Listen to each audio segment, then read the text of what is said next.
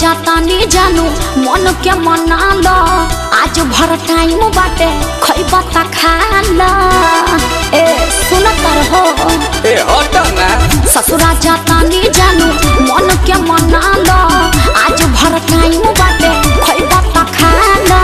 Tension में हमारा ना गाजा दारू पी हा टेंशन में हमारा ना गाजा दारू पी हा। कि रानी जा जा कहाँ? ए रानी जा जा बोला ना। ए रानी जा जा भतर के दी हो कि कबो ना हम नहीं और के ली हो ऐसा मत अरे बोला। रानी जा जा भतर के दी हो। अरे खिसिया बोलो ना ना खिसी में नाचो तनी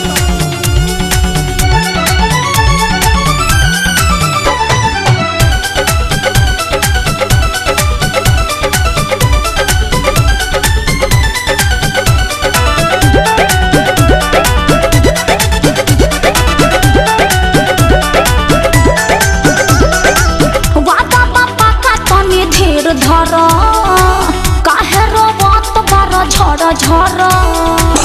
अरे काहे से जिद करते हैं तू जवन कइलो तहरा परी हो का बाडू रोले हरो खोरी हो।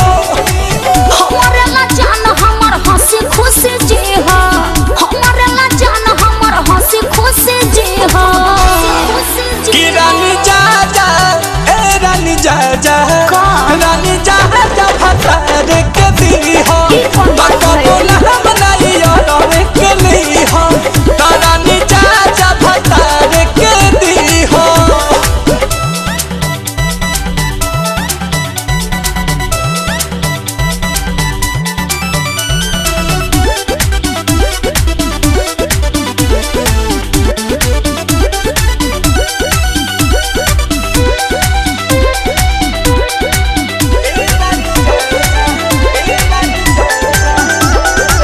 दिल के न दहिया के दूरी बा शादी कइल मजबूरी बा का कहीं बड़ी विपत में बानी।